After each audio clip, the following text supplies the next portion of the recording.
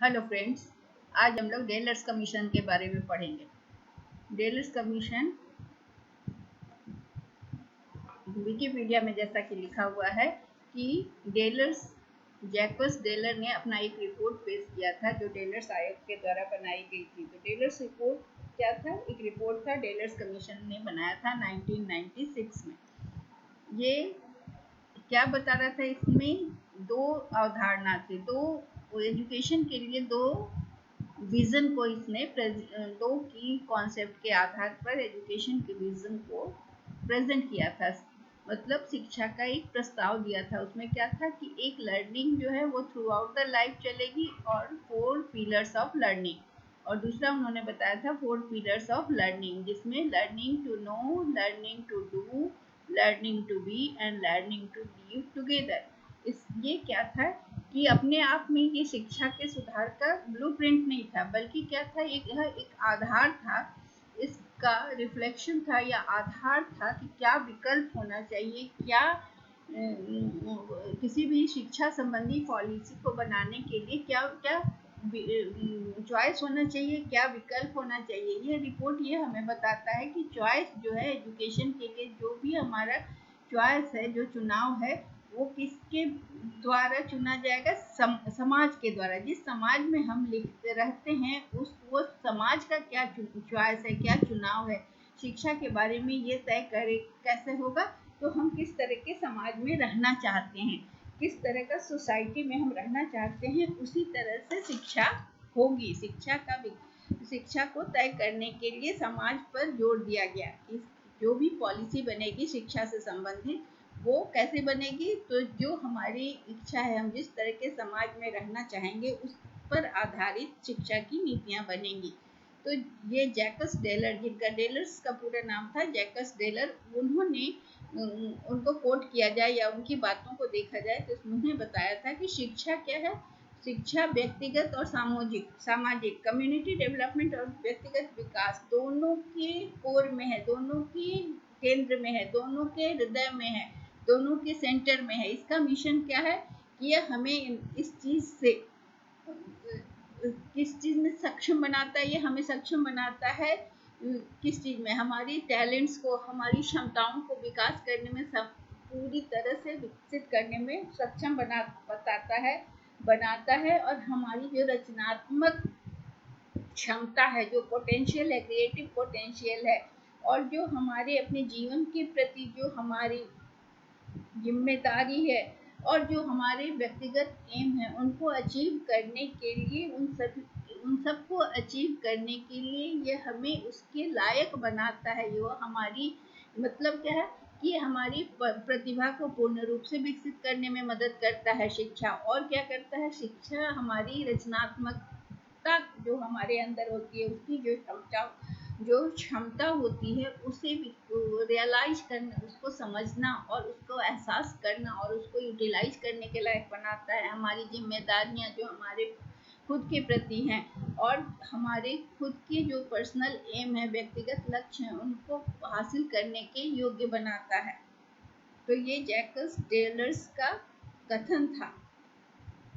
तो एजुकेशन की जो तात्कालिक फंक्शनलिटी है या जो कार्य क्षमता है, जो इमीडिएट दिखता है, वो क्या करता है कि केवल शिक्षा का जो इमीडिएट एम है वो उसको न करके ये संपूर्ण व्यक्तित्व का गठन करता है। शिक्षा का उद्देश्य क्या होता है? Holistic development of the personality, whole person को डेवलप करना। एजुकेशन का पर्पस है कि एक होलिस्टिक डेवलपमेंट हो, किसी भी व्यक्ति का पूर्ण रूपेण विकास हो। तो डेलर रिपोर्ट क्या है, किस किस चीज से जुड़ा हुआ था? तो ये क्लोजली किससे जुड़ा हुआ था? मोरल और इंटेलेक्चुअल प्रिंसिपल्स से, जो कि यूनेस्को के सिद्धांत है, यूनेस्को के द्वारा दिए गए थे कि जो बच्चे का या व्यक्तित्व का पूर्ण विकास करे, उसमें मोरल और बौद्धिक, नैतिक और बौद्धिक सिद्धांत पूर्ण रूप से बहुत निकटता से जुड़े हुए थे। इसलिए इसके जो इसका विश्लेषण है, इसका जो रिकमेंडेशन है, वो बहुत ही ज़्यादा मानवतावादी है, मतलब ह्यूमनिस्टिक है, मनुष्य पर आधारित है, मानवता पर आधारित है। और ये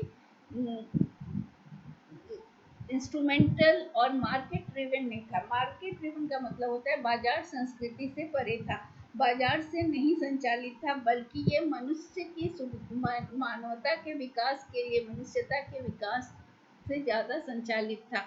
और ये शिक्षा बाजार ये और क्या था, market driven. Then other education reform studies of the time, ये उस समय के जो भी शिक्षा के दूसरे सुधार थे उनकी तुलना में यह मनुष्यता या मानवता के विकास पर आधारित था, ना कि बाजार संस्कृति से प्रभावित था।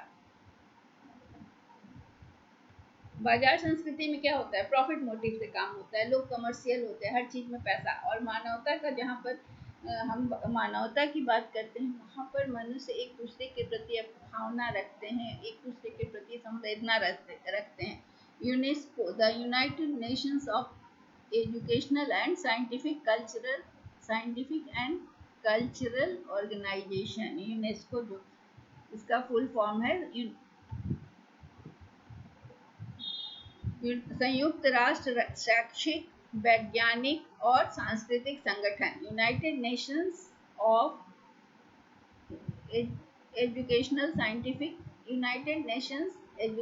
साइंटिफिक एंड कल्चरल ऑर्गेनाइजेशन ने 1993 में एक इंटरनेशनल कमीशन की स्थापना की, अंतरराष्ट्रीय कमीशन का गठन किया, जिसके अध्यक्ष कौन थे, जैक्वेस डेलर। ये फ्रांस के थे। और ये 21वीं सदी के लिए कैसी शिक्षा हो, इसको डिसाइड करने के लिए टेलर्स के चेयरमैनशिप में एक समिति गठित हुई, जिसे हम शिक्षा पर अंतर्राष्ट्रीय आयोग ऑन एजुकेशन, शिक्षा पर अंतर्राष्ट्रीय आयोग की नियुक्ति हुई, जिसके चेयरपर्सन कौन थे, तो जैक्वेस टेलर्स, जो कहाँ के थे, फ्रांस के थे। वो क्या थे, चेयरमैन थे। किस ईस्वी में, 1993 में, किस संस्था के, इंटरनेशनल कमीशन ऑन एजुकेशन। कब के लिए ये कमीशन, किस सेंचुरी की शिक्षा के लिए था, 21st सेंचुरी की शिक्षा के लिए कमीशन बनाया गया था, जिसके चेयरमैन टेलर्स साहब थे। ये रिपोर्ट क्या था, ये रिपोर्ट कब पब्लिश हुआ, 1993 में बना था, और रिपोर्ट पब्लिश हुआ इसका 1996 में। रिपोर्ट पब्लिश हुआ 1996 में। और इसका क्या नाम था, इस रिपोर्ट का नाम था लर्निंग द ट्रेजर विदिन। मतलब क्या है, लर्निंग द ट्रेजर विदिन, मतलब कि उसको सीखना, उसको जानना, जो खजाना आपके अंदर है, द ट्रेजर विदिन, आपके अंदर जो खजाना है उसको उभारना, उसको जानना, उसको सीखना। तो ये क्या किया कि एक इंटीग्रेटेड विजन ऑफ एजुकेशन में दो की कॉन्सेप्ट इसके थे। लर्निंग द ट्रेजर विदिन के दो की कॉन्सेप्ट थे। क्या था, पहला कि learning throughout the life, जीवन भर सीखना, learning throughout the life. और उसके अलावा क्या था, 4 पिलर्स थे शिक्षा के, जिसको उस पर जोर दिया गया। पहला था लर्निंग टू नो, दूसरा था लर्निंग टू डू, तीसरा था लर्निंग टू बी, और चौथा था लर्निंग टू लिव टुगेदर, साथ रहने का मतलब इन सब कलाओं में माहिर होना, इन सब चीज को सीखना। पहला तो कि कैसे हम सीखें, लर्निंग टू नो का मतलब हुआ कि सीखने के लिए सीखना, कैसे जानना सीखें हम, फिर करना सीखें, फिर होना, खुद का होना सीखें, और किस तरह से समाज में सबके साथ मिलकर सीखें। तो इसके लिए दो कॉन्सेप्ट थे। और लर्निंग द ट्रेजर विदिन का मतलब हुआ कि अपने अंदर के खजानों को उभारना, हमारे अंदर बहुत पोटेंशियल है जिसको जानना और उसको उभारना। तो ये कमीशन जो था उसमें 4 एजुकेशन के बेसिस को, आधार को बताया। पहला जो कि ये 21st सेंचुरी के एजुकेशन के लिए आधार को बनाया। ये 4 आधार क्या बनाया 21st सेंचुरी की एजुकेशन के लिए। एजुकेशन इन 21st सेंचुरी, ठीक है। 21वीं सदी में शिक्षा के 4 आधार होंगे। क्या क्या होंगे? पहला है जानने के लिए सीखना, दूसरा करने के लिए सीखना, तीसरा बनने के लिए सीखना या होने के लिए सीखना, और चौथा है साथ रहने के लिए सीखना। तो ये चारों चीज को सीखने से हम जीवन के और सोसाइटी के लायक बन सकेंगे। तो लर्निंग टू नो क्या बताता है? ये लर्निंग बताता है कि कैसे हम अपना कंसंट्रेशन को बढ़ाकर, अपने एकाग्रता को बढ़ाकर, अपने स्मृति कौशल को बढ़ाकर और सोचने की शक्ति को बढ़ाकर हम कैसे लर्न कर सकते हैं। तो ये क्या इन्वॉल्व, इसमें क्या क्या चीज़ है? It involve the development of knowledge and skills. इसमें नॉलेज के साथ साथ कौशल का भी विकास है। जो कौशल क्या है, हर व्यक्ति में अलग अलग कौशल होता है और फिर कौशल की ट्रेनिंग भी होती है जिससे दक्षता का विकास होता है। तो ये क्या है कि ज्ञान का विकास हो, कौशल का विकास हो, जो कि संसार में काम करने के लिए, दुनिया में काम करने के लिए आवश्यक है। क्या क्या कौशल है इसमें?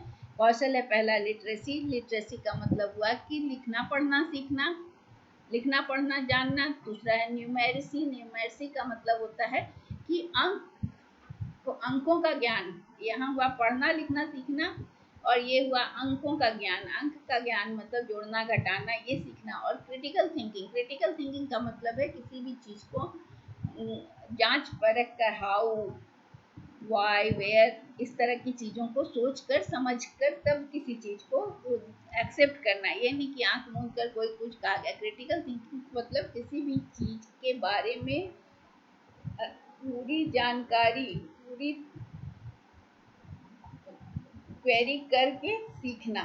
तो क्रिटिकल थिंकिंग सबसे इम्पॉर्टेंट हो जाता है, क्योंकि जब हम अंधविश्वास के घेरे में चले जाते हैं तो, या किसी चीज़ को आंख मूंद कर जब हम सोचते हैं, तो उस चीज़ से क्या होता है कि किसी भी ऑर्डर को, किसी भी इशू को हम क्या करते हैं, क्रिटिकल थिंकिंग का मतलब है कि हम उसको सोचते हैं। इंटेलेक्चुअली डिसिप्लिन प्रोसेस होता है जिसमें किसी भी चीज़ का, किसी भी कॉन्सेप्ट को समझना, किसी चीज़ को अप्लाई करना, किसी चीज़ को एनालाइज करना, या किसी चीज़ को एनालाइज मतलब विश्लेषण करना, एक किसी चीज़ को पार्ट पार्ट में समझना, फिर उसको संश्लेषण करना, सिंथेसाइज करना, या किसी भी इंफॉर्मेशन का मूल्यांकन, कोई भी सूचना मिली उसका मूल्यांकन करना, कहाँ से गैदर हुआ, ऑब्जर्वेशन करना, निरीक्षण करना, रिफ्लेक्शन करना, कब, ये सारी चीज़ों को हम क्रिटिकल थिंकिंग कहते हैं। तो ये क्रिटिकल थिंकिंग में क्या क्या चीज़ें होती हैं? 5 स्किल्स होता है इसमें, जिसका डेवलपमेंट पहला होता है निरीक्षण, ऑब्जर्वेशन, क्रिटिकल थिंकिंग। दूसरा होता है कि एनालिसिस, एक एक चीज़ का विश्लेषण करना छोटे छोटे पार्ट्स में। फिर क्या करना है? इन्फरेंस निकालना, अनुमान, घटनाओं से अनुमान निकालना उसका। फिर कम्युनिकेशन, संचार, आपस में बातचीत कर कर अपनी बात दूसरे तक पहुंचाना। फिर समस्या का समाधान करना, प्रॉब्लम सॉल्विंग। मान लीजिए कोई प्रॉब्लम है तो उसका एक एक पार्ट को जब हम एनालाइज करते हैं तो हम उसके सॉल्यूशन तक पहुंचते हैं, ठीक है। तो क्रिटिकल थिंकिंग का स्किल होता है, और इस स्किल में अलग अलग 5, 7, 10 जो भी है, तो हम इंफॉर्मेशन को क्या होता है कि किसी भी सूचना को आंख मूंद कर नहीं विश्वास कर लेते हैं, बल्कि उसको हम ऑब्जेक्टिवली देखते हैं, उसके बाद रीजनिंग के द्वारा उसको सोचते हैं, इवैल्यूएशन करते हैं किसी भी फिनोमेना को, किसी भी। तो क्रिटिकल थिंकिंग रीजनेबल कंक्लूजन निकालता है, किसी भी इंफॉर्मेशन को आंख मूंद कर नहीं भरोसा करके उससे कंक्लूजन निकालता है, और यूज उसमें ये डिस्क्रिमिनेट करता है, विभेदीकरण करता है क्रिटिकल थिंकिंग में कि कौन सी सूचना इंपॉर्टेंट है, कौन सी सूचना यूजफुल है, कौन लेस यूजफुल है, कौन ज़्यादा जरूरी है, ताकि हम डिसीजन मेकिंग कर सके। तो ये जो है, जहाँ भी आप जाएंगे तो क्रिटिकल थिंकिंग की एबिलिटी जब टेस्ट होता है, इंटरव्यू होता है, तो इसमें आपको मतलब एम्प्लॉयर इस चीज़ को पसंद करता है और वैसे लोगों को जल्दी नौकरी मिलती है। तो जब वैसे कैंडिडेट को वो चुनता है जो लॉजिकल थॉट देता है किसी भी सिचुएशन को और बेस्ट सॉल्यूशन देता है। तो क्रिटिकल थिंकिंग स्किल जो है वो क्या है आपका क्रिटिकल थिंकिंग, मतलब किसी भी चीज़ पर आप डिसीजन जब स्वतंत्र रूप से ले सकते हैं तो उसे हम वो क्रिटिकल थिंकिंग कहते हैं। ये एबिलिटी जो है वो सबसे इम्पॉर्टेंट स्किल है कि किसी भी समस्या पे, और इंडिपेंडेंट थिंकिंग, स्वतंत्र सोच, इंडिपेंडेंट निर्णय जब आप ले सकते हैं, that is called critical thinking. तो लर्निंग टू नो में हमें ये 3 स्किल्स की जरूरत होती है। इसमें एक होता है लिटरेसी मतलब साक्षरता, लिखना पढ़ना, दूसरा होता है अंक का ज्ञान, तीसरा होता है कि क्रिटिकल थिंकिंग मतलब कि आप में क्या क्या एबिलिटी है, किस तरह से आप प्रॉब्लम सॉल्व कर सकते हैं, किसी तरह से, तो किस तरह से आप का कम्युनिकेशन स्किल, ऑब्जर्वेशन, और आप इंफॉर्मेशन को कैसे आप हैंडल करते हैं, कैसे आप डिसीजन लेते हैं, ये सारी चीज़ें आती हैं क्रिटिकल थिंकिंग के। जैसे एक प्लम्बर या एक कारपेंटर क्या करता है किसी भी चीज़ को, कि कैसे वो इस एक लकड़ी के टुकड़े को वो किस तरह से शेप दे सकता है। तो ये सब मैनेजर क्या कर सकता है कि जो कस्टमर का फीडबैक आता है उससे वो, उस इंफॉर्मेशन से वो अपने प्रोडक्ट को किस तरह से ज़्यादा, कस्टमर सर्विस को कैसे बढ़ा सकता है, अपने प्रोडक्ट को ज़्यादा पॉपुलर कैसे बना सकता है। तो ये सब जो इंडिपेंडेंट डिसीजन लेने की क्षमता होती है इसे हम क्रिटिकल थिंकिंग कहते हैं। तो लर्निंग टू नो में हमें इन तीनों चीज़ों का स्किल डेवलप होता है, और जो लोग होते हैं वो जो वैसे उनको पूरी दुनिया को, अपने आसपास की दुनिया को समझना पड़ता है। कैसे समझते हैं, तो उनको किसी भी, बहुत सारे सब्जेक्ट होते हैं या कुछ सब्जेक्ट में बहुत डेप्थ अध्ययन करना पड़ता है। इन डेप्थ मतलब क्या है कि किसी भी चीज़ को अपने व्यापक सामान्य ज्ञान से जोड़कर किसी भी अवसर, आप काम करने के लिए गए, आपको कोई अवसर मिला तो उसमें आप अपना नॉलेज को पूरी तरह से यूज करके, और सामान्य ज्ञान आपका जो जनरल नॉलेज है, फिर आसपास का एनवायरनमेंट जो है, सबसे सबको जोड़कर जब आप कुछ सीखते हैं तो इसे हम कहते हैं ये लर्निंग टू लर्न। मतलब क्या होता है लर्निंग टू लर्न, इसमें एक लर्निंग टू नो में क्या होता है कि आप जानने के लिए सीखना, तो जानने के लिए सीखना मतलब लर्निंग टू लर्न मतलब सीखने के लिए सीखना। तो कहाँ से सीखेंगे, जब अपने आसपास के वातावरण से कोई चीज़ देखकर आप अचानक से सीखते हैं, खुद से सीखते हैं, तो that is called autonomous learning. तो इसका एक पार्ट होता है कि स्वयं सीखना। ऑटोनॉमस का मतलब होता है कि स्वयं सीखना, मतलब स्वायत्त शिक्षा, जिसको यहाँ हिंदी में लिखा हुआ है स्वायत्त शिक्षा, मतलब कि अपने वातावरण से खुद सीखना, है ना। ऑटोनॉमस लर्निंग होता है, ये क्या करता है कि जो भी अपॉर्चुनिटी आपको मिल रही है उसमें बहुत सारे, जैसे शिक्षा ग्रहण करने आप गए, सब बच्चों को एक जैसा अवसर मिलता है। कुछ बच्चे ज़्यादा सीख लेते हैं, कुछ बच्चे कम सीखते हैं, तो जो बच्चे अलर्ट होते हैं वो ज़्यादा सीख लेते हैं। तो ये सारे स्किल को डेवलप करना, तो इसका as a result of learning person क्या होता है कि जैसे जैसे आपकी लर्निंग बढ़ती है आप ट्रांसफॉर्म होते हैं, आप ज़्यादा एनलाइटेंड होते हैं, आपका ज्ञान बढ़ता है, आप ज़्यादा एम्पावर्ड होते हैं। एम्पावर्ड यहाँ क्या होता है, किस चीज़ का एम्पावरमेंट होता है, या नॉलेज का एम्पावरमेंट होता है। तो आप नॉलेज से अधिक प्रबुद्ध होते हैं, अधिक सशक्त होते हैं, और आपका नॉलेज, आपका ज्ञान, आप एनरिच्ड होते हैं, आपके पास ज़्यादा एक्सपीरियंस, आप आस पास के वातावरण से ऑटोनॉमस लर्निंग के द्वारा आप हर चीज़ ज़्यादा सीख लेते हैं। मतलब कहने का है कि एक ही माहौल से आप ग्रास्प करने का किसी का कैपेसिटी ज़्यादा होता है। तो इसमें क्या है कि अलर्टनेस की आवश्यकता होती है, जितना ज़्यादा अलर्ट उतना ज़्यादा आप सीखते हैं। तो लर्निंग टू नो जो है, ये है जो है पिलर डेलर्स का, ये हमें इन व्यक्तियों को या स्टूडेंट्स को क्या किस चीज़ में मदद करता है, ये मूल्यों और स्किल्स, मतलब कि मूल्य क्या हुआ, नैतिक मूल्य होते हैं। मूल्य का मतलब होता है सच्चाई, ईमानदारी, डिसिप्लिन, आप पंक्चुअलिटी, ये सारा चीज़। उसके बाद क्या है कि ज्ञान और स्किल्स आपका होता है नॉलेज को खोजने का, सर्च करने का, नॉलेज और ज्ञान को प्राप्त करने का स्किल का विकास होता है। तो इसमें क्या है, ये कैसे होता है, तो ऑटोनॉमस लर्निंग, अपने एनवायरनमेंट से सीख लिए, जिससे लोग मिले। तो आपको क्या करना है यहाँ, लर्निंग टू लर्न मतलब सीखने के लिए सीखना है कि कहाँ से आपको ज्ञान मिले, कैसे आप सीख लें। Acquire a taste for learning throughout the life, मतलब क्या है कि जीवन भर लर्निंग, के लिए आपका यहाँ टेस्ट नहीं होगा, यहाँ पर रुचि होगा। टेस्ट मतलब यहाँ रुचि, जीवन भर सीखने के लिए रुचि सीखने के लिए रुचि पैदा करना, है ना। तो अगर आप में रुचि पैदा होती है कि तब क्या होता है, बहुत लोग होते हैं इंक्विजिटिव टाइप के होते हैं, उन्हें कुछ ना कुछ सीखना होता है, हमेशा देखेंगे कि कुछ, हमेशा वो पढ़ते रहते हैं, हमेशा कुछ नई चीज़ सीखना चाहते हैं, एक सीख लिया तो दूसरा सीखते हैं। तो ये चीज़ है कि थ्रू आउट द लाइफ होता है। फिर क्रिटिकल थिंकिंग अभी हमने बहुत अच्छे से डिस्कस किया कि जहाँ पर आप इंडिपेंडेंट थिंकिंग कर सकते हैं, that is called critical thinking. फिर acquire tools for understanding the world, मतलब दुनिया को समझने के लिए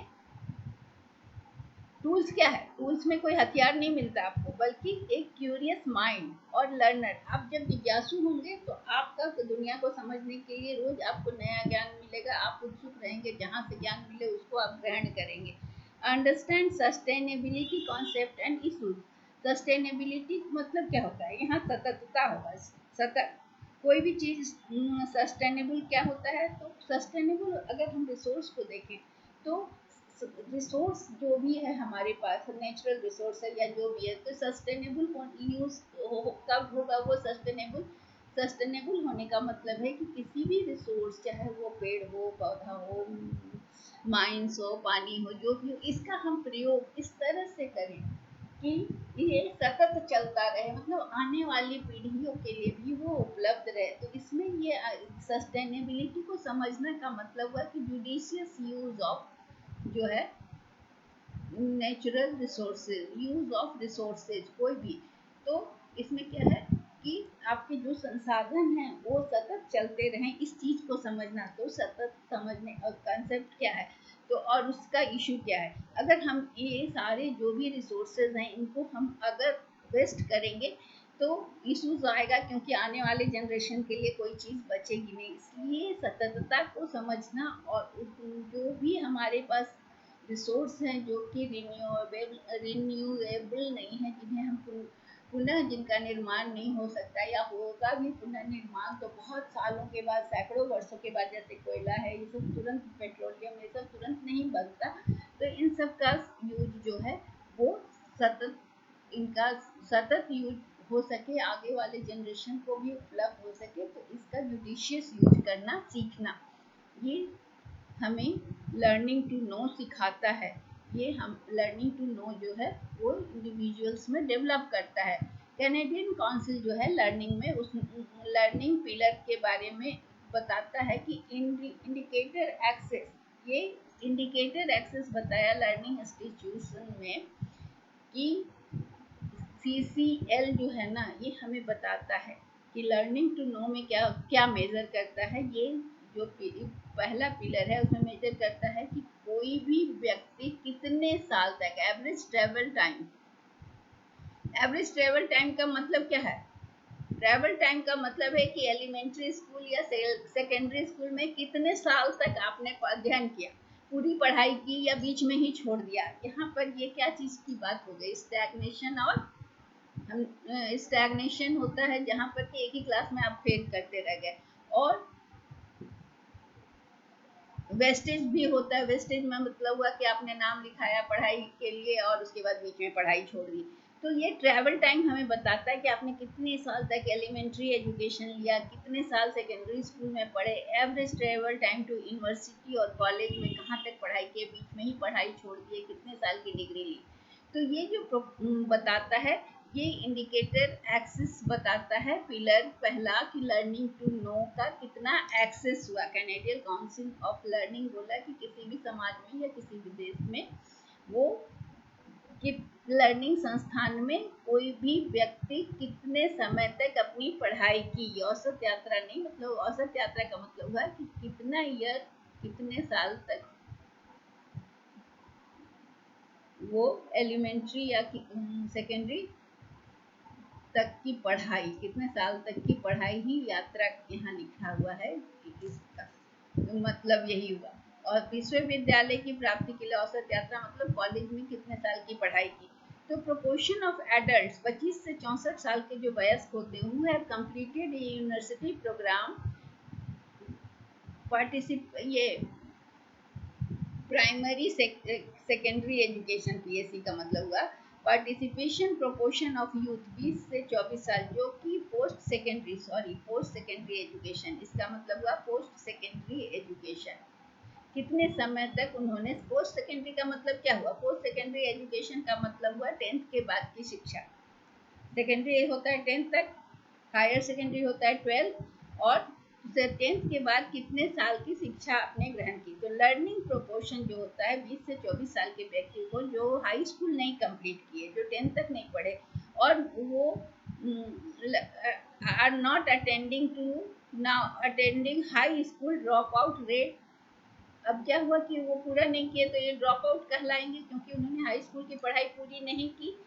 तो इसके लिए जो है उस समस्या समाधान स्कोर फॉर यूथ जो 15 साल के हैं, क्योंकि हाई स्कूल 16 साल तक होता है, जब अगर आप बीच में ही छोड़ दिए तो मैट्रिक या 10th नहीं पास किए, तो आपका यूथ लिटरेसी स्किल मीन क्या होगा फॉर यूथ। और मैथ स्कूल मतलब क्या है कि ये, इसको हम अभी ये नहीं पढ़ेंगे, बस इतना है कि अगर आपने सेकेंडरी पूरा नहीं किया तो आपने बीच में ही छोड़ दिया तो आपका ड्रॉप आउट रेट हो गया। तो ड्रॉप आउट होने से आपने पूरी अपनी पढ़ाई नहीं की। तो ये कैनेडियन काउंसिल ऑफ लर्निंग का मानना है कि जो लोग यूनिवर्सिटी की पढ़ाई कर ली और जो लोग पोस्ट सेकेंडरी एजुकेशन 20 से 24 साल का, वो उनकी पढ़ाई अगर वो कोर्स पूरा कर लिए तो वो सीखने का अनुपात उनका बढ़ेगा। लेकिन जो ड्रॉप आउट हैं, जो हाई स्कूल ही में ही छोड़ दिए पढ़ाई, तो उनके सीखने का अनुपात कम होगा और उनका जो समस्या समाधान करने का जो स्किल होगा, जो क्रिटिकल थिंकिंग होगा, वो कम होगा, क्योंकि उन्होंने अपनी पढ़ाई पूरी नहीं की। ठीक है, तो लर्निंग टू नो क्या बताता है हमें, कि ये बताता है कि नॉलेज और इन्फॉर्मेशन किसी भी समाज में, हमको समाज के लिए ही तैयार होना है, के लिए काम करने के लिए जो भी हमें सूचना चाहिए, जो भी ज्ञान चाहिए, वो हमें प्राप्त हुआ कि नहीं। तो लर्निंग टू नो हमें बताता है कि किसी समाज में और अर्थव्यवस्था में काम करने के लिए आवश्यक ज्ञान और जानकारी प्राप्त करने में लर्निंग टू नो मदद करता है। ये बताता है लर्निंग हाउ टू लर्न, कैसे सीखना है और कैसे इंडिपेंडेंट होकर क्या नॉलेज एक्वायर करना है, जिसे हम ऑटोनॉमस लर्निंग कहते हैं। स्वतः इंडिपेंडेंट लर्निंग, नॉलेज अपने से एक्वायर करना, कैसे सीखना है और कैसे स्वतंत्र रूप से ज्ञान प्राप्त करना है, इन सब चीज़ों को सीखने के लिए लर्निंग टू नो जो है वो पिलर हमें ये जानने के लिए मदद करता है। तो पहला पिलर क्या है, पहला पिलर मतलब पूरा लर्निंग पे डिपेंड करता है, कैसे हम सीखें, कैसे ऑटोनॉमस लर्निंग हो, कैसे हमारी साक्षरता बढ़े, कैसे अंगणित का ज्ञान हो, कैसे क्रिटिकल थिंकिंग हम डेवलप करें, और किस तरह से हम इंडिपेंडेंट लर्निंग करें, अपने वातावरण से, अपने समाज से सीखें, कैसे ऑटोनॉमस लर्निंग हो, कैसे हम लर्निंग के लिए लर्निंग टू लर्न, कैसे हम सीखने के लिए सीखें, किस तरह से हम सीखने के लिए सीखें, ये लर्निंग टू नो के अंदर आता है। दूसरा है learning to do. Learning to do ये बताता है कि नॉलेज और लर्निंग को प्रैक्टिस में लाना। अब टू डू है जो हमने सीख लिया, पहला लर्निंग टू नो में हमने ऑटोनॉमस लर्निंग किया, लर्निंग टू लर्न सीखा, फिर स्कूल में जाके सेकेंडरी तक पढ़ा, फिर यूनिवर्सिटी तक, मतलब हमने कितना टाइम कहाँ व्यतीत किया और कितनी पढ़ाई की। अब वो जो नॉलेज हमने अक्वायर किया, अब ये बताता है कि वो नॉलेज को प्रैक्टिस में लाना है, किस तरह से लाना है। तो इनोवेटिवली का मतलब होता है नवाचार के रूप में, मतलब जो चीज़ हमने सीखा वो चीज़ को अब नए फॉर्म से हम उससे कुछ करके दिखाएं। तो इसमें कहाँ कहाँ हम इसको हम दिखा सकते हैं नए तरह से, तो कौशल विकास में, नया स्किल सीख के, नया स्किल डेवलप करके, प्रैक्टिकल नो हाउ मतलब कुछ नया करके, development of life skills. Life skills का मतलब क्या होता है, जीवन कौशल का विकास क्या होता है, लाइफ स्किल क्या होता है। जब आप किसी से समाज में, जब किसी चीज़ जहाँ आप व्यवहार करते हैं,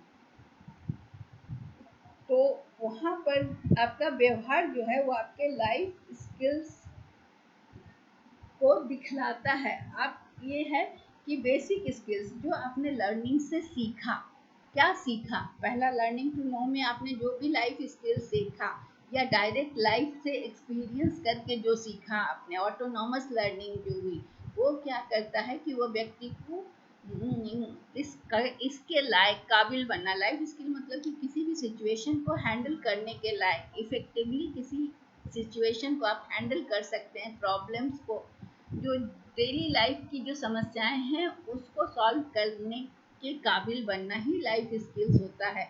तो लाइफ स्किल्स में प्रॉब्लम सॉल्व कर सकते हैं कि नहीं, क्रिटिकल थिंकिंग कर सकते हैं कि नहीं, इंडिपेंडेंट सोच सकते हैं कि नहीं, डिसीजन ले सकते हैं कि नहीं, क्रिएटिव थिंकिंग मतलब कुछ नया कर सकते हैं कि नहीं, ये सारी चीज़ें आती हैं लाइफ स्किल में। किस तरह से आप इंटरपर्सनल रिलेशन बना के रखते हैं, समाज में तो आपको रहना है तो रिश्ते भी बना के रखने हैं कि आप सबसे झगड़ा करके तो रख नहीं सकते हो, तो सेल्फ, उसके अलावा होता है एम्पैथी, है कि नहीं, एम्पैथी सबसे इम्पॉर्टेंट लाइफ स्किल है। एम्पैथी में क्या होता है कि आप जब किसी के साथ दुर्व्यवहार करते हैं तो आपको उस समय आप ये सोच आती है कि नहीं, अगर मतलब एम्पैथी का मतलब हुआ कि किसी को आप अगर किसी के साथ गलत व्यवहार कर रहे हैं तो उसकी जगह पर खुद को रख कर अगर आप सोचेंगे तो आपका गलत व्यवहार तुरंत रुक जाएगा।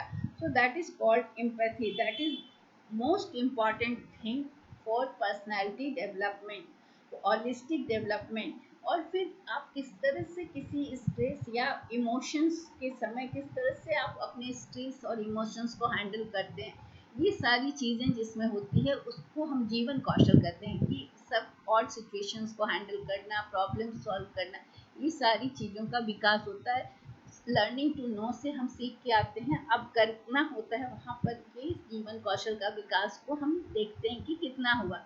कॉम्पिटेंस मतलब हमारी क्षमता में वृद्धि हुई कि नहीं, हम कॉम्पिटेंट हुए कि नहीं, पर्सनल क्वालिटीज, व्यक्तिगत गुण होते हैं हर व्यक्ति के, वो उसमें डेवलपमेंट हुआ कि नहीं, और उसको डेवलप तो हो गया तो उसको हम प्रैक्टिस करेंगे।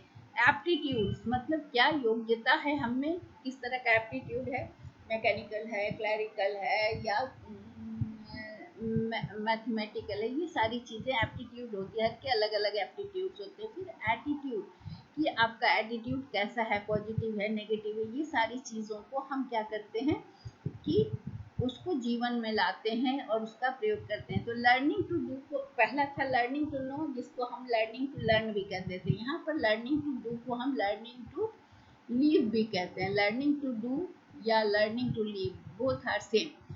तो इसमें क्या है, वो सारे स्किल्स हैं जो कि हमारे प्रोफेशन में अगर हम जाते हैं तो उसमें सफल हो सकते हैं। अगर वो स्किल्स हमारे पास हैं तो किसी भी कार्य को करने में, किसी ऑक्यूपेशन में जाते हैं तो हमें सक्सेसफुल बनाता है। अगर हम इंडिपेंडेंट डिसीजन ले सकते हैं, हम एम्पैथी रखते हैं, हम इंटरपर्सनल रिलेशन अच्छा होता है, हम क्रिएटिव चीज़ें सोचते हैं, तो हमें ऑक्यूपेशनल सक्सेस, कंप्यूटर ट्रेनिंग, इसके अलावा हम कंप्यूटर ट्रेनिंग ले लें, मैनेजेरियल ट्रेनिंग ले लें, अप्रेंटिसशिप ट्रेनिंग ले लें, तो ये लर्निंग टू लिव में वो सारी स्किल्स के, लाइफ स्किल्स के साथ साथ जो भी हम और कुछ नए स्किल्स को प्राप्त करें जो हमें व्यवहारिक जीवन में काम दे और जो हमारे जॉब में सक्सेस दे। जैसे हम कंप्यूटर ट्रेनिंग ले लें आज, तो हमारा डिमांड बढ़ जाएगा क्योंकि आज डिजिटल एज है।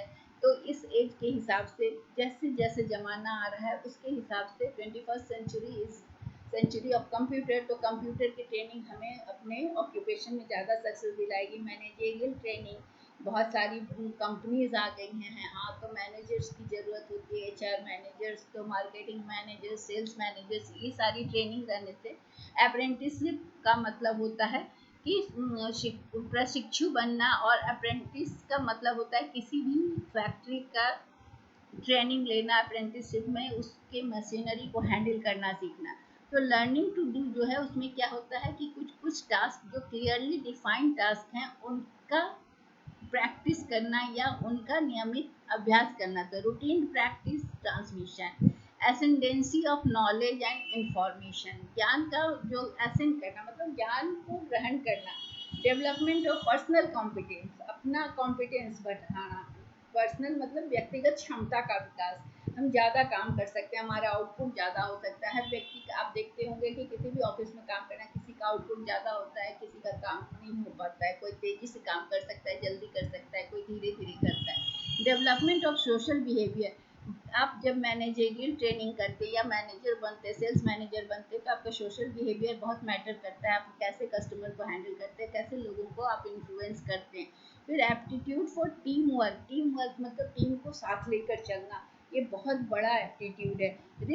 रिस्क टेकिंग इनिशिएटिव, तब आप एंटरप्रेन्योर बन सकते हैं। रिस्क लेने की क्षमता और रेडीनेस अगर आप में है तो आप जोखिम लेंगे। किसी भी कार्य को रिस्क के बिना सफलता नहीं होती। तो कोई भी काम को, नया काम करने में जोखिम लेना होता है, और जोखिम लेने का दम सब में नहीं होता।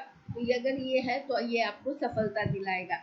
एक्सीलेंट इंटरपर्सनल स्किल में क्या होता है कि आप एक दूसरे के साथ पारस्परिक कौशल जब अच्छा होगा, एक दूसरे के साथ संबंध अच्छा होगा, लोगों के साथ अच्छे रिलेशन बनाएंगे, तो आप ज़्यादा सक्सेसफुल होंगे। तो ये थिंग्स जो है, ये new forms of personal competition competence है। उसमें क्या है कि ये पर्सनल डायनामिज्म, व्यक्तिगत गतिशीलता, मतलब क्या है कि आप किसी अगर डायनेमिक हैं तो आप मतलब ये डायनेमिज्म का डेवलपमेंट होना चाहिए, विकास करना। लर्निंग टू डू का में इस चीज पर जोर दिया जाता है, ताकि डायनेमिज्म का मतलब होता है कि किसी काम को करने की तत्परता, जल्द, तो जिसमें गतिशीलता होती है, जो काम करने में तत्परता, जो तेजी से करते हैं, तो ये आपको आगे बढ़ने में मदद करता है। उसके अलावा गुड प्रॉब्लम सॉल्विंग, कोई कोई चुटकियों में प्रॉब्लम सॉल्व कर देते, तो ये स्किल को डेवलप करना। डिसीजन मेकिंग, बहुत तुरंत डिसीजन, आनन फानन डिसीजन लेना। इनोवेटिव, कुछ नया करना, नया चीज़ लाना कंपनी में या पढ़ाई में, कहीं भी। टीम स्किल्स मतलब टीम के साथ मिलकर काम करना, टीम को लेकर चलना। तो यहाँ पर ये क्लियर हो रहा है कि technical and vocational education, technical का मतलब हुआ कि इंजीनियरिंग या इस तरह का जो भी एजुकेशन, और वोकेशनल एजुकेशन जिसको पढ़ने के बाद, पढ़ाई खत्म करने के बाद आपको जॉब मिलती है। और ट्रेनिंग, जैसे बीएड हुआ, ये सब वोकेशनल ट्रेनिंग। और तो ये इसमें क्या होता है कि चारों पिलर्स ऑफ लर्निंग पर जोर दिया जाता है। इस तरह का जो भी प्रोफेशनल कोर्स होता है, इसमें चारों pillar, learning to know, learning to do, learning to,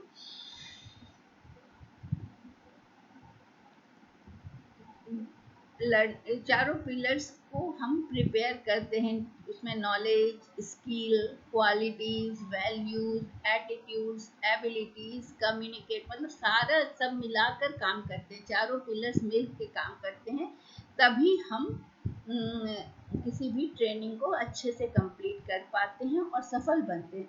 तो क्या है कि ज्ञान, कौशल, गुण, दृष्टिकोण, क्षमता, सबको एक साथ काम करने के लिए उत्पादक रूप से चारों स्तंभ को शामिल करने की आवश्यकता है। तो लर्निंग टू डू क्या है कि लाइफ लॉन्ग लर्निंग है में, और ये टेक्निकल और वोकेशनल एजुकेशन ट्रेनिंग में लाइफ के लिए तैयार करता है, लोगों को जीवन के लिए तैयार करना, जीवन में सफल होने के लिए तैयार करता है ये लर्निंग टू डू का। Learning to do work related values सिखाता है, और टेक्निकल और वोकेशनल एजुकेशन और ट्रेनिंग जो कि पूरे व्यक्तित्व का विकास करता है।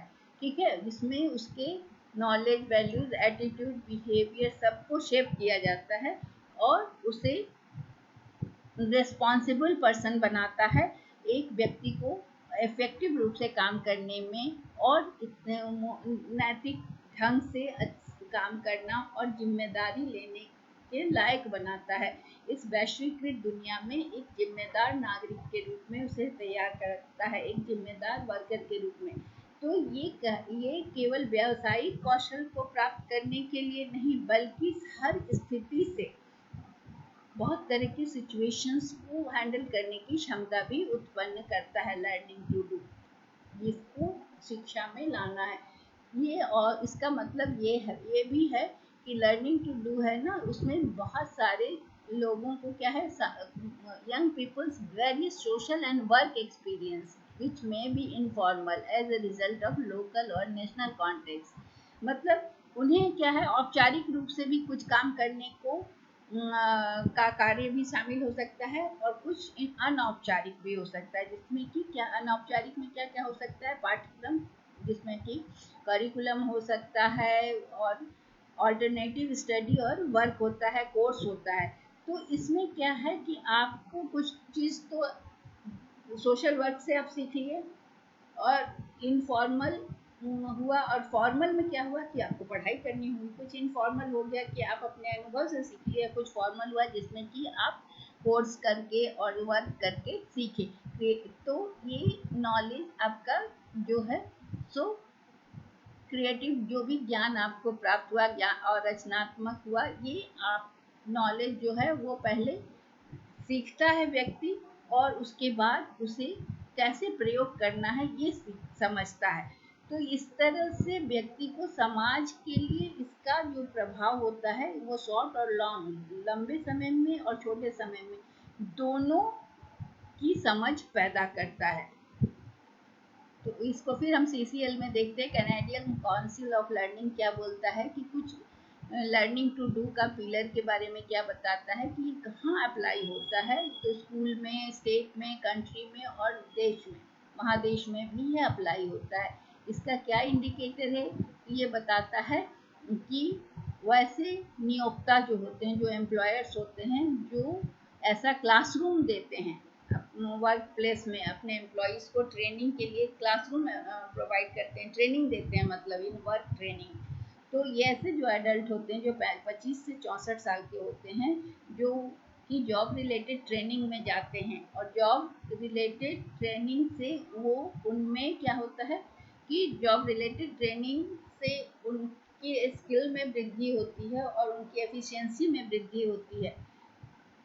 तो ये ट्रेनिंग जो है वो कभी स्कूल से, इसके लिए बिजनेस स्कूल भी होता है और कभी कभी सेक्रेटरियल स्कूल्स भी होते हैं। मतलब कहने का है कि ये लर्निंग टू डू के लिए कहीं कहीं ऑफिस में या कोई एम्प्लॉयर्स ट्रेनिंग का की व्यवस्था रखते हैं वर्क प्लेस में, या फिर उन्हें बिजनेस स्कूल या सेक्रेटरियल स्कूल में ट्रेनिंग के लिए जाना होता है। फिर तीसरा है learning to live together. Learning to live together जैसा नाम से है कि ये आपस में मिलजुल कर शांति से और सामंजस्य से रहना एक जीवन पर्यंत एक ऐसी प्रक्रिया है जो कि जिसका प्रैक्टिस करने की जरूरत है, जिसको आंतरिक रूप से अभ्यास करने की जरूरत है। ये शिक्षा में ये तीसरा पिलर है एजुकेशन का, जो कि ये बोलता है कि शिक्षा में इस ये भी सिखाना जरूरी है कि कैसे एक साथ शांतिपूर्वक और सद्भाव से रहना है। और इसमें ये प्रोसेस कब शुरू होता है, जब with the development of inner peace in minds and hearts of individuals engaged in search of truth, knowledge and understanding। तो ये एक साथ मिलकर रहना, ये सब भावना कब शुरू होती है, यह प्रक्रिया जब व्यक्ति के मन में शांति, आंतरिक शांति का की चाह होती है, आंतरिक शांति का विकास होता है। तो लर्निंग टू लिव टुगेदर में क्या होता है कि सामाजिक स्किल के विकास की बात की जाती है। सामाजिक स्किल क्या हुआ, सोशल स्किल्स में वैल्यूज होते हैं, जैसे रेस्पेक्ट करना लोगों का। तो ये जब आप लोगों का रिस्पेक्ट करेंगे तो आप उनके साथ अच्छे से बिहेव करेंगे, उनके साथ शांतिपूर्वक रहेंगे। तो ये साथ रहना सीखना होता है। जब आप, ये सोशल स्किल हुआ, जब आप लोगों का रिस्पेक्ट करते हैं, दूसरे के लिए आपके मन में कंसर्न होता है, दूसरों के लिए चिंता होती है, दूसरे के लिए, जैसे आप देखते हैं कि समाज सेवा लोग करते हैं, लंगर लगाते हैं, पानी पिला रहे हैं गर्मियों में। तो ये सारी चीज़ें कंसर्न होता है जब लोगों को दूसरे के प्रति, तब ऐसा होता है। फिर इंटरपर्सनल स्किल में क्या होता है कि इंटरपर्सनल स्किल क्या हुआ, अंतर व्यक्ति, मतलब कि संसार में विविध तरह के लोग हैं और सबको साथ मिलकर रहना, सबको एक्सेप्ट करना, अमीर गरीब, छोटे बड़े, गोरे काले, कम पैसे वाले, ज़्यादा पैसे वाले, अलग अलग रहन सहन वाले, अलग कल्चर वाले, सबके साथ मिलना, ये विविधता भरे संसार में सबके प्रति अप्रिसिएशन होना, ये भी एक living learning to live together है। इसलिए सभी के प्रति सद्भावना, सभी संस्कृति के प्रति प्रेम, सभी का आदर, सभी त्यौहार के प्रति आदर, ये सारी चीज़ें भी एजुकेशन को डेवलप करना है. That is the third pillar of education. Education should adopt two complementary approach. दो तरह के अप्रोच, पूरक दृष्टिकोण. मतलब कि पहला तो क्या है कि बचपन से ही ये दूसरे पीपल के मतलब दूसरों के प्रति पहला ही स्टेज जो एजुकेशन में होता है, तो ये लोगों के दूसरे लोगों को एक्सेप्ट करने का सिखाने की बात है कि लोग एक्सेप्ट करना सीखें. और दूसरे सेकंड स्टेज में क्या होता है जो कि और लाइफ लॉन्ग एजुकेशन में कि should encourage the involvement in common project.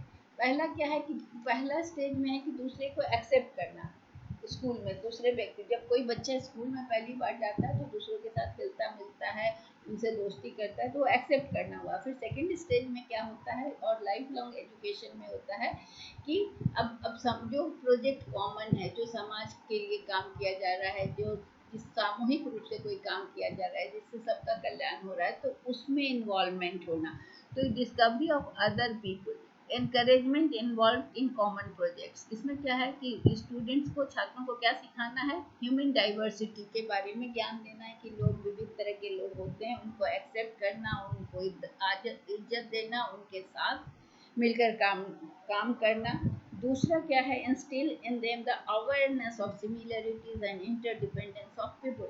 अब क्या है, सभी लोग में समानता, समानता ना भी हो, असमानता भी है, तो उसको समझना, अंडरस्टैंड करना और एक दूसरे से मिलकर रहना. इंटरडिपेंडेंस का मतलब है कि हर समाज में जितने तरह के लोग हैं सबकी आवश्यकता होती है, तो सबके बीच अन्योन्याश्रय संबंध है. कोई व्यक्ति अकेला, अगर किसान ना हो तो अनाज कहाँ से आएगा, अगर लोहार ना हो तो लोहे का काम कैसे होगा, अगर बढ़ई ना हो तो फिर लकड़ी का सामान. तो मतलब समाज के सभी लोगों की आवश्यकता को समझना और सब में अन्योन्याश्रय संबंध है, इंटरडिपेंडेंस है, इस चीज को अंडरस्टैंड करना, ये शिक्षा में शिक्षा ऐसी होनी चाहिए. ये उसके बाद क्या है कि some subjects lend themselves to human geography in basic education, foreign languages and literature later on. उसके बाद क्या है कि कुछ बेसिक एजुकेशन में ह्यूमन ज्योग्राफी. ह्यूमन ज्योग्राफी का मतलब क्या हुआ कि लोग अलग अलग लोग ज्योग्राफी में अलग अलग एरिया में लोग अलग अलग तरह के होते हैं. कहीं नेग्रूस हैं, कहीं पे चाइनीज हैं, कहीं जापानीज हैं, तो सबका रहन सहन अलग है, सबका खान पान अलग है. इसको एक्सेप्ट करना, इसको समझना. फिर फॉरेन लैंग्वेज मतलब विदेशी भाषा को सीखना और उसे समझना और विदेशों लोग उनसे मिलना जुलना. ये क्या है, ये मतलब विदेशी भाषा को समझकर इंटरेक्शन करने से क्या होगा कि उनसे जुड़ना. फिर विदेशी लिटरेचर को पढ़ना या किसी दूसरी भाषा के लिटरेचर, तो ये सब चीज़ जो है ये जुड़ाव पैदा करेगा. तो इससे क्या होगा कि सिमिलरिटीज और इंटरडिपेंडेंस भी पैदा होगा. सिमिलरिटीज देखेंगे कि एक संस्कृति का दूसरे संस्कृति से क्या मैच कर रहा है और लोग एक दूसरे को जानेंगे, जुड़ेंगे. फिर क्या है, बच्चों को ये भी पढ़ाना कि दूसरे लोगों का क्या रिएक्शन होता है. मतलब कि हर चीज को देखकर आपकी चीज के लिए दूसरे का क्या रिएक्शन होगा और दूसरे के लिए आपका क्या रिएक्शन होगा. तो इसको समझना और इस अब उनके पॉइंट ऑफ व्यू को भी समझना कि वो क्यों ऐसे रिएक्ट कर रहे हैं. Teaching the history of religion and customs can provide a useful reference tool for moulding future behaviour. अब विभिन्न धर्म को समझना, विभिन्न रीति रिवाज को जब हम समझ लेंगे तो फिर हमें पता चलेगा कि वो जब विभिन्न धर्म के रीति रिवाज अलग अलग हैं, जब उनको हम समझ जाएंगे तो हम उनसे मतलब हमें कुछ अजूबा नहीं लगेगा, क्योंकि हम उनके बारे में जानकारी रखेंगे तो उनसे उनको हम एक्सेप्ट करेंगे. फ्यूचर में हमारा जो बिहेवियर होगा उस चीज़ को, चूँकि हम जान रहे हैं कि ये उनका रिचुअल है, ये उनका बिहेवियर है, मतलब उनके समाज का, उनके कल्चर का, तो उसको एक्सेप्ट करने में आसानी होगी. Recognition of the rights of other people should not be jeopardized by the way children and young people are taught. इस तरह से बच्चों को पढ़ाना है कि वो स्वार्थी न बने, दूसरे के अधिकारों को वो मान्यता दे, दूसरे के अधिकार को खतरे में न डालें. मतलब अपने अधिकार को समझें, अपने कर्तव्य को समझें और दूसरे को भी उसका अधिकार प्रदान करने के लिए वो तत्पर हों। इस तरह से उन्हें शिक्षा देनी चाहिए। One of the essential tools for education in 21st century will be suitable forum for dialogue and discussion. अब 21st सेंचुरी में जो एजुकेशन हो उसमें क्या है कि there should be open platform for dialogue and discussion. लोगों में आपस में बातचीत हो, डिस्कशन हो, चर्चा हो, परिचर्चा हो। इसके लिए स्कोप हमेशा हो, एक फोरम हो जहाँ पर लोग चर्चा कर सकें, एक दूसरे की बातों से सहमत या असहमत होने का अधिकार मिल सके। Encourage involvement in common projects. Introduce young people to collaborative projects from an early age. मतलब क्या है कि मिलजुल कर कोई काम करना, समाज के लिए एक पिकनिक हो, सामुदायिक भोज हो, इस तरह की चीज़ें उन बच्चों इंट्रोड्यूस करना ताकि बच्चों में मिलने जुलने की ये आदत कम उम्र से ही शुरू हो जाए। The renovation of slum area help for this advantage people. इस तरह का काम बच्चों को कराना, स्लम एरिया का डेवलपमेंट, उससे क्या होगा, उनमें ह्यूमिलिटी आएगी, गरीबों के प्रति उनकी भावना अच्छी होगी, मदद करने की भावना पैदा होगी। डिसएडवांटेज पीपल जो है उनको हेल्प करने की आदत होगी। ह्यूमैनिटेरियन एक्शन, सीनियर सिटीजन को हेल्प करना, कोई बुजुर्ग आदमी जा रहा है सामान लेकर, उसके सामान को पकड़ कर पहुंचा देना, ये सब कोई कहे तभी बच्चों में ये खुद से डेवलप हो। इस तरह की शिक्षा होनी चाहिए कि उसमें उनमें मानवतावादी दृष्टिकोण उत्पन्न हो, हेल्पिंग एटीट्यूड हो। Involvement of teachers and people in common projects can help to teach method of resolving conflicts. इस तरह से शिक्षक और विद्यार्थियों को आम परियोजना में शामिल करना चाहिए ताकि कहीं भी किस तरह का विचारों का मतभेद हो तो वो उसको सॉल्व करने में मदद करें। और वैल्यूएबल सोर्स ऑफ मतलब और बच्चों जो भी स्टूडेंट्स हैं उनको बाद के जीवन के लिए एक अच्छा स्रोत हो, एक अच्छा सोर्स मिले, एक अच्छा रेफरेंस मिले कि उस समय ऐसा हुआ था तो हमने उससे ऐसे सॉल्व किया।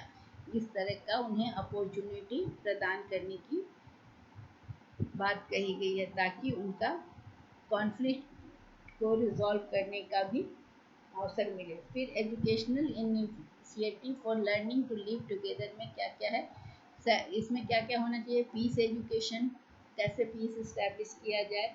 कॉन्फ्लिक्ट रिजोल्यूशन, पीस रिकन्सिलिएशन, मान लीजिए कहीं पर किसी चीज़ का मतभेद हो गया है तो वहाँ जाकर दोनों पार्टी से मिलकर उनके आपस में रिकन्सिलिएशन करना, सुलह कराना।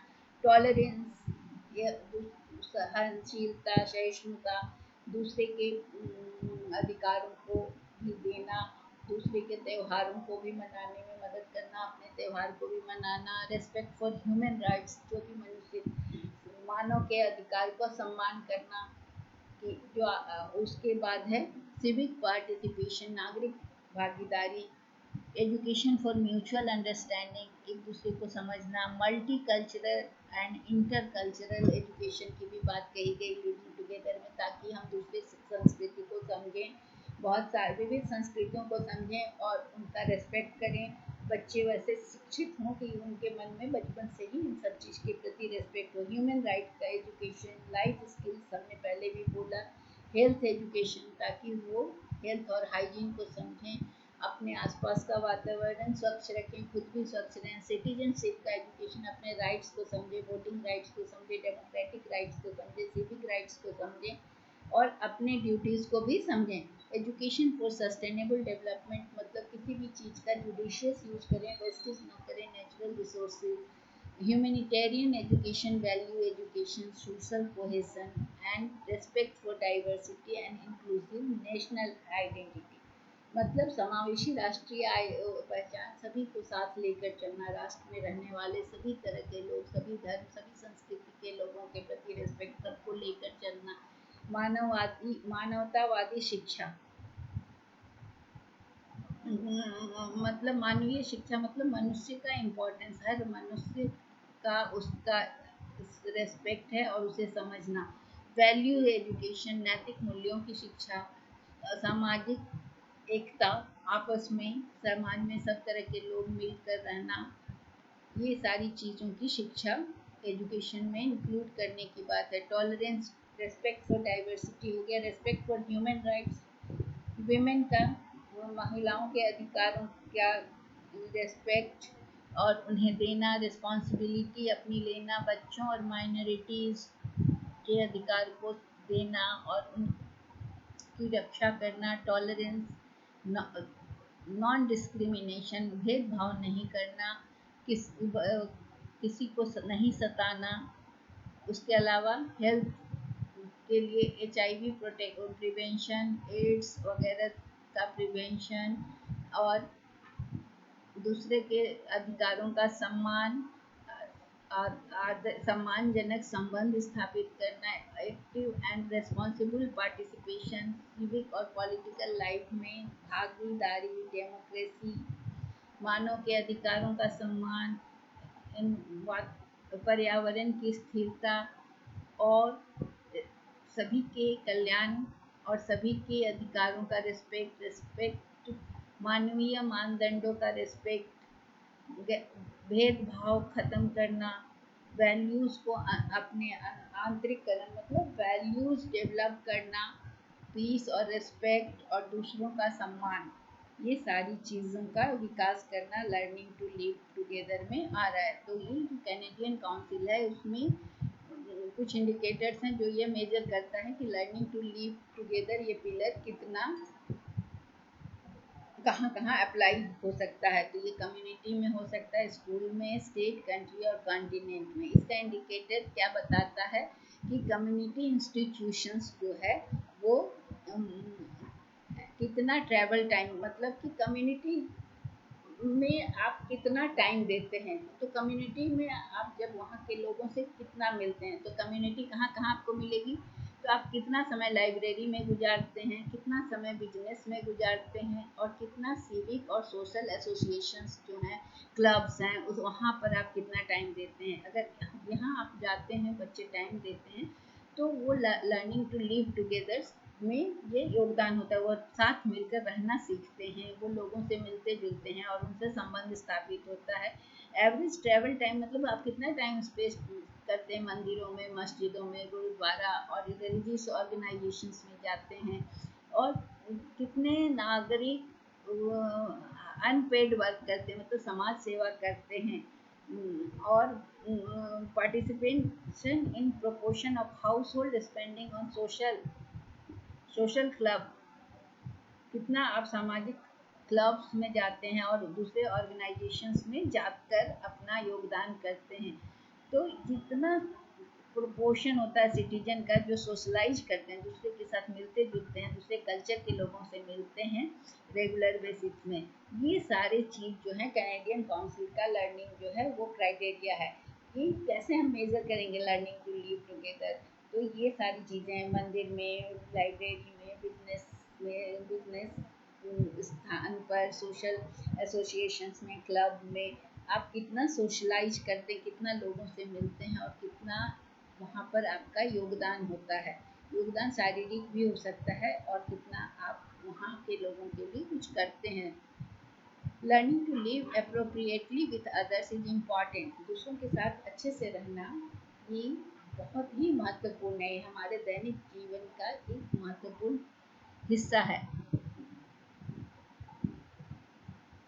तो हम कहाँ से, स्कूल से लेकर, फैमिली से लेकर, समुदाय से लेकर, तो फिर किशोरों के साथ हमारा कैसा रिश्ता है, क्योंकि किशोरावस्था बहुत ही एक तूफानी समय होता है। उस समय किशोरों से हमारा रिलेशनशिप भी लर्निंग टू लिव टुगेदर की ट्रेनिंग में आता है। लर्निंग टू लिव टुगेदर एक बड़े सोसाइटी में क्या होता है कि ह्यूमन राइट्स को समझना, लोकल, नेशनल और ग्लोबल सिटीजनशिप क्या होता है। लोकल सिटीजनशिप का मतलब हुआ कि जिस एरिया में आप रह रहे हैं वहाँ आपकी क्या जिम्मेदारी है। नेशनल, एक देश के नागरिक होने पर आपकी क्या जिम्मेदारी है, और ग्लोबल, एक पूरे संपूर्ण विश्व के लिए आपकी क्या जिम्मेदारी है। तो वहाँ ये आप ये सारी चीज़ों को जानना, इसके प्रति जागरूक होना।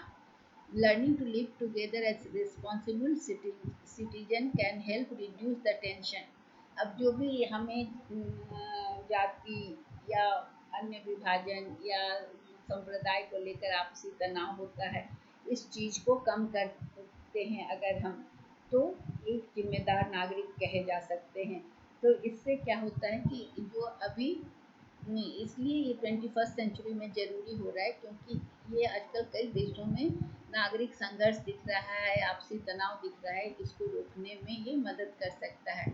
अब अंतिम है learning to be. Learning to be मतलब होता है होना या बनना सीखना। तो यहाँ पर क्या है कि ऑल राउंड डेवलपमेंट जब किसी व्यक्ति का होता है तो वो उसका पूरा जो हाईएस्ट पोटेंशियल होता है, जो उसमें सबसे उच्चतम क्षमता को प्राप्त करने के लिए वो क्या करता है, कैसे सोचता है, कैसे निर्णय लेता है, कैसे वो स्वतंत्र रूप से कार्य करता है, कैसे वो नया कोई कार्य करता है, इनोवेशन करता है या फिर जोखिम लेता है या उद्यमिता करता है। तो ये है कि इसके विकास के लिए क्या है कि किसी भी व्यक्ति के complete fulfillment of man in all the richness of personality, the complexity of his forms of। तो इसमें जो किसी भी मनुष्य के व्यक्तित्व का पूरा जो समृद्धि है या पूरा रिचनेस है, वो कैसे दिखता है। तो वो किस तरह से बात करता है, किस तरह से अभिव्यक्त करता है अपने को, किस तरह से वो अपने कमिटमेंट्स को पूरा करता है एक व्यक्ति के रूप में, कि एक परिवार के मेंबर के रूप में, एक कम्युनिटी के सदस्य के रूप में, एक देश के नागरिक के रूप में, एक उत्पादक के रूप में, एक आविष्कारक के रूप में, एक टेक्नीशियन के रूप में, एक रचनात्मक सपना देखने वाले के रूप में वो व्यक्ति अलग अलग रूपों में किस तरह से अपनी प्रतिबद्धताओं को पूरा करता है या अपने व्यक्तित्व के रिचनेस को दिखाता है, किस तरह से वो पूरा करता है, ये चीज़ होता है लर्निंग टू बी। तो एक मनुष्य का विभिन्न अलग अलग रोल, वो अपने किस तरह से अपने रोल को अदा करता है, ये उसका complete fulfilment of a man को बतलाता है। वो उसका लर्निंग टू बी, उसका होना सिखाता है, बतलाता है उसका बनना कि वो किस तरह का बना है। लर्निंग टू बी में वैसी एक्टिविटियाँ आती हैं जो कि व्यक्तिगत विकास होता है, जिसमें बॉडी माइंड और स्पिरिट का विकास होता है, जो महात्मा गांधी ने भी कहा था कि बॉडी माइंड और शरीर मन और आत्मा का विकास, पर्सनल डेवलपमेंट किस तरह से बढ़ता है, किस तरह से लर्निंग टू बी से व्यक्ति के व्यक्तिगत विकास जो कि मन आत्मा और शरीर को लेकर होता है, तीनों का जो तीनों को मिलाकर जो विकास होता है, तो वो क्या करता है कि व्यक्ति में रचनात्मकता को बढ़ाता है, उसकी क्रिएटिविटी को बढ़ाता है, उसके व्यक्तिगत खोज को बढ़ाता है, और जो भी वैल्यूज होता है उसके अंदर मतलब जो मूल्य होता है, अंतर्निहित मूल्य को की सराहना करता है, अप्रिसिएट करता है। तो जो व्यक्ति सब व्यक्ति को बचपन में और युवावस्था में ऐसी शिक्षा मिलनी चाहिए जो कि उनको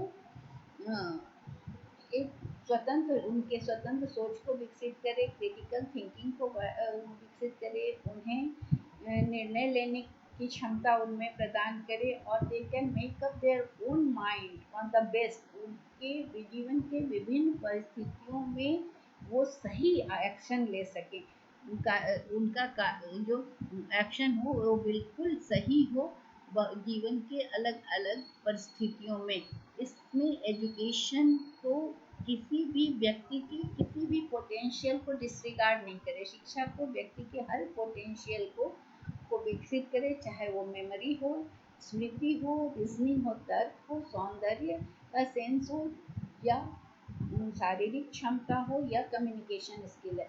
मतलब शिक्षा को व्यक्ति के हर पोटेंशियल को, चाहे वो स्मृति, तर्क करने की शक्ति, या सौंदर्य बोध हो, या फिजिकल कैपेसिटी मतलब शारीरिक क्षमता हो, या संचार कौशल हो, इन सब का विकास करें। यहाँ पर कैनेडियन काउंसिल का यहाँ पर किस तरह से लर्निंग टू बी को वो मेज़र करता है, तो वो कम्युनिटी, स्कूल, स्टेट, कंट्री सब में यहाँ देखा जाता है। तो ये पिलर कैसे मेजर करता है, तो ये होगा कि व्यक्ति का जो ये सब विकास होगा, पर्सनल क्वालिटी, तो इस कैसे मेजर करेगा कि क्या किस व्यक्ति कोई भी घर कितना स्पेंड करता है इंटरनेट एक्सपोजर में या मीडिया में कितना खर्च करता है, और कितना proportion of house hold spending reading material में खर्च करता है या प्रिंटेड। मतलब कि इंटरनेट पे कितना खर्च करता है, पढ़ाने लिखने के मटेरियल किताब पे या पेपर पे या मैगजीन्स पे कितना खर्च करता है, और कितना वो म्यूजियम में जाकर सीखता है या कल्चरल एक्टिविटीज़ में कितना वो खर्च करता है, proportion of house hold spending performing arts में कितना खर्च करता है, या रिक्रिएशन मनोरंजन में कितना खर्च करता है, स्पोर्ट्स पे कितना खर्च करता है या स्पोर्ट्स फैसिलिटीज़ पे, या ब्रॉडबैंड में कितना खर्च करता है, wireless internet access cable DSL इस सब पर कितना खर्च करता है, या फिर ट्रैवल टाइम में वो आर्ट गैलरी ये सब पर कितना खर्च करता है। तो मतलब कहना है कि लर्निंग टू बी के लिए मनुष्य को अपने से हटकर media, internet, sports, museum, art gallery सबको घूमकर अपने को कितना उसकी पहुंच इन सब चीज़ों तक है, उससे उसका लर्निंग टू बी पिलर को एक्सेस किया मतलब जाना जा सकता है। तो 21st सेंचुरी में बहुत सारे टैलेंट्स और पर्सनैलिटीज़ और गिफ्टेड एंड जो इंडिविजुअल या व्यक्ति हैं वो समाज के लिए बहुत ज़रूरी हैं। तो 21st सेंचुरी में बहुत रेंज में मतलब हर तरह के आर्ट गैलरी, तो म्यूज़ियम, इंटरनेट, मीडिया, सब स्पोर्ट्स, सब तरह के लोग चाहिए। तो बच्चे और बड़े जो हैं वो उनको हर अपॉर्चुनिटी प्रोवाइड करने की ज़रूरत है लर्निंग टू बी में, जिसमें वो सौंदर्य बोध भी में पैदा हो सके, वो कलाकार भी हो सके, वो वैज्ञानिक भी हो सके, वो सांस्कृतिक उनमें सांस्कृतिक या सामाजिक खोज भी कर सकें, उनको हर तरह का प्रयोग करने का हर अवसर प्रदान करना है, और जो कि उनके अचीवमेंट को, जो प्रीवियस जनरेशन का अचीवमेंट है उसको वो अच्छे से प्रेजेंट कर सकें, ऐसा सारा अवसर उनको प्रदान करना है। स्कूल में आर्ट, पोएट्री ये सब को इंक्लूड करना है, ज़्यादा इम्पोर्टेंट देना है, ताकि वो अपने को एक्सप्रेस कर सकें, उनके अंदर जो आर्ट छिपा हुआ है, जो पोइट्री कविता छिपी है उसको वो बाहर ला सकें। और बच्चों में बहुत सारे कंट्रीज़ में ये एजुकेशन दिया जाता है, उनको ये अवसर प्रदान किया जाता है। तो इससे बच्चे क्या होता है कि उपयोगितावादी शिक्षा से ज़्यादा कल्चरल शिक्षा दी जाती है। तो उस उपयोग स्कूल में कई देशों में सांस्कृतिक से अधिक उपयोगितावादी शिक्षा जो दी जाती है, जो उनको खाली एक नौकरी करनी, उससे ज़्यादा ज़रूरी है कि उनके अंदर की जो कला है, उनके अंदर की जो भावना है उसको विकसित किया जाए। तो ये इमेजिनेशन को विकास करना, उनकी रचनात्मकता को विकास करना, इससे क्या होगा कि उनकी जो उनका ओरल कल्चर या नॉलेज ड्रॉन फ्रॉम चिल्ड्रन जो है, बच्चों को जो बड़ों के एक्सपीरियंस से जो ज्ञान होता है उसको भी विकसित करने के लिए मौका प्रदान करने की ज़रूरत है। So that's all about Delors commission. Thank you. तो इस तरह से हमने देखा कि टेलर्स कमीशन में ये चारों पिलर्स में जोड़कर ये मनुष्य का ऑलराउंड डेवलपमेंट कर रहा है। पहला जानकारी, फिर लर्निंग टू बी, फिर learning to live together, learning to learn, ये चारों चीज, पहला था लर्निंग टू नो, दूसरा था लर्निंग टू लिव, तीसरा था learning to live together and learning to be. ये सारी चीजें मिलकर व्यक्ति के संपूर्ण विकास में सहायक होंगी। सो दैट्स ऑल, थैंक यू।